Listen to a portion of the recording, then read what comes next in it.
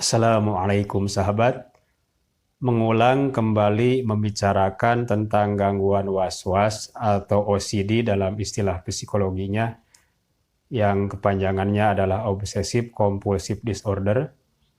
Maka saya akan senantiasa mengatakan bahwa cara terefektif atau terapi terampuh termujarab untuk mengatasinya adalah dengan mengabaikannya atau mengacuhkannya atau mencuekannya, alias tidak memperdulikannya sama sekali secara total, tidak setengah-setengah jika ingin sembuh. Dan tiadalah orang lain secara wasilah tentunya yang bisa menyembuhkannya kecuali diri penderita itu sendiri. Bukan ustadz, bukan kiai, bukan dokter, bukan psikiater, meskipun mereka pastinya mengarahkan, membimbing, dan menganjurkan, menyarankan dengan cara terbaik menurut yang mereka ketahui. Seperti itu. Dan hakikatnya tentu saja Allah lah yang menyembuhkan. Nah, namun apakah hal ini hanya pendapat pribadi saya? Untuk itu mari kita simak apa pendapat dari saudara-saudara kita yang pernah mengalaminya dan juga dari para alim guru-guru kita. Mari. Sallallahu ala Muhammad Sallallahu alaihi wasallam.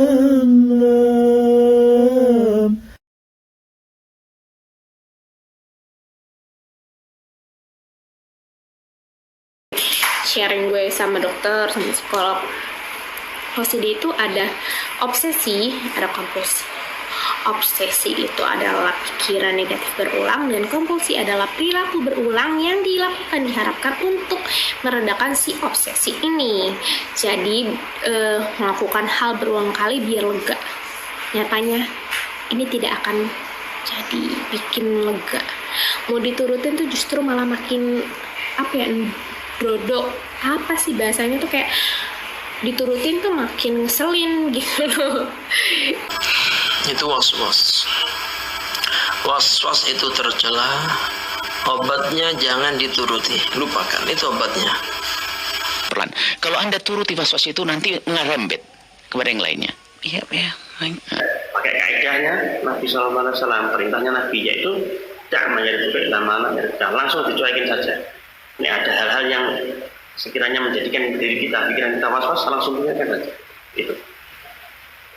Jadi harus dipahami bahwa itu pekerjaan setan begitu, makanya harus lawan. Seperti yang udah gue bilang berkali-kali, kalau kalian cuekin, itu cepat perginya. Kayak setan ngebisikin nih, terus kalian cuekin gitu. Ya udah, berarti nggak kena nih, udah pergi begitu. Begitu. Para ulama-ulama terdahulu, beliau memberi resep tentang masalah was-was ini. Jangan pernah kita pedulikan terhadap was-was setan itu. Jika ini yang terjadi, maka sebenarnya obatnya sederhana saja. Cukup katakan la ubali, la ubali, la ubali, la ubali. La ubali itu cara Jawane gak tareken, gak tareken, gak tareken. Atau bahasa Indonesianya itu bodoh amat, bodoh amat, bodoh amat. Nah, terus caranya bagaimana kalau was-was yang dominan ini kita ngindarinnya, kita nyembuhinnya? Cara utamanya nih, cara ampuhnya ini dengan cara kita nggak usah peduliin, nggak usah kita perhatiin, bodohin amat, jangan peduliin, cuekin. Dia mau bisikin apa, dia ngomong apa di belakang, anggap aja orang gila. Orang gila, lo ngomong apa, gue nggak dengerin. Lagi wudhu 2 kali apa 3 kali, yakinin 3 kali. Udah, lanjut lagi wudhunya terus sholat. Kalau dia Bagaimana Ustaz kalau kemudian tiba-tiba muncul dalam was-was tadi, dalam pikiran, kamu belum sempurna, lawan, cuekin saja. Lawan itu maksudnya selain cuekin tadi, lakukan sebaliknya. Jadi kalau misalnya tadi ada bisikan, ada kecamuk was-was, Allahu Akbar. Misalkan ya ada bisikan, enggak sempurna itu niatmu itu, ya sudah, Allahu Akbar. Ya, tapi tidak usah geremeng di dalam dirinya, sempurna, tidak. Tapi kemudian ya sudah, Allah mantap kan sudah. Karena ketika saya berobat, baik itu ke tabib, ke ustadz, dan ke dokter, bahkan saya sudah pernah ke psikiater, bahkan ke dokter lambung pernah. Itu saran mereka, tinggalkan pikiran tersebut. Obatnya jangan pedulikan. Nah, sehingga perkataan-perkataan mereka dan saran dari teman-teman jangan pedulikan itu masuk ke alam bawah sadar saya. Nah, sehingga saya selalu bersemangat untuk meninggalkan pikiran-pikiran tidak penting tersebut. Jadi obat paling mujarab untuk orang yang terkena penyakit waswas jangan diikuti. Kalau setan mengatakan tidak sah takbirnya, ulang-ulang, jangan diulang, jangan mau diikuti. Kalau diikuti tambah lama tambah penyakitnya tambah berat, penyakitnya tambah lama tambah parah. Itu waswas.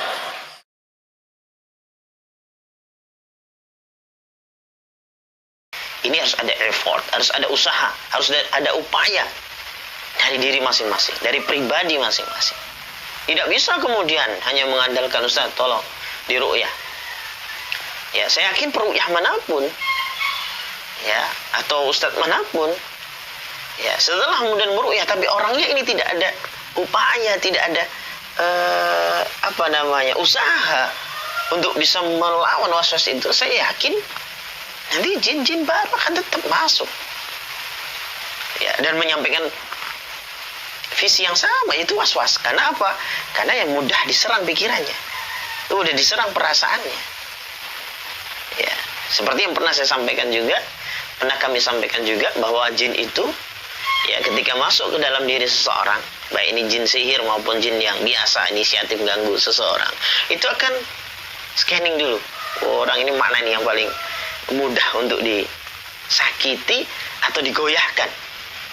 Di scanning dulu, scanning apa screening itu istilahnya. Dilihat dulu, oh orang ini mudah sekali pikirannya dikacaukan. Baik, harus dibangkas itu. Ingat, penyakit Anda harus bangkas. Yang bisa bangkas bukan saya, bukan ibunda Anda, bukan suami Anda, tapi Anda sendiri. Nggak bisa, biarpun 1000 fatwa ulama nggak bisa didengar. Wong kita sudah menemukan orang waswas, sudah tanya, besok tanya lagi. Kadang tanya orang ini nggak cukup, tanya ustadz yang lain. 1000 ustadz nggak akan cukup. Karena apa? Oh, penyakitnya yang bisa menyembuhkan, yang bisa menyelesaikan dia sendiri. Ya, penyakitnya di hatinya sendiri, ya. Dan memang dan jangan banyak bertanya. Kalau sudah dijawab oleh seseorang, misalnya Anda sudah bertanya barangkali, sudah jangan banyak tanya. Sebab ada orang punya was-was najis misalnya, tanya orang sudah jelas, tanya lagi, tanya lagi. Bahkan kadang tanya itu dengan bermacam-macam model. Ada yang tanya ya melalui WA dan sebagainya. Nomornya saja berbeda, tapi orangnya tetap itu. Hanya karena dia penasaran, karena ngikuti wasnya. Orangnya itu saja. Seperti itu. Oleh Bu, ya. Jadi was-was itu yang bisa menyelesaikan diri Anda sendiri. Dengan banyak bertanya kepada orang, justru itu menambah was-was Anda. Cukup Anda bertanya kepada satu orang dan Anda percaya, selesai. Kalau Anda sudah mulai bertanya yang lain lagi, berarti was-was Anda semakin kambuh. Berarti Anda tidak percaya nanti. Anda pun bertanya kepada kami jawab. Nanti Anda bertanya yang lainnya lagi. Terus begitu. Sementara ada sebagian ulama memang membaca fikih berbeda-beda. Ada perbedaan ulama, ini mazhab ini. Kadang kami menghadirkan mazhab yang lain. Ya. Demi maslahah. Tak taunya Anda yang mendengar menyampaikan ke orang lain yang hanya menghadirkan mazhab Syafi'i.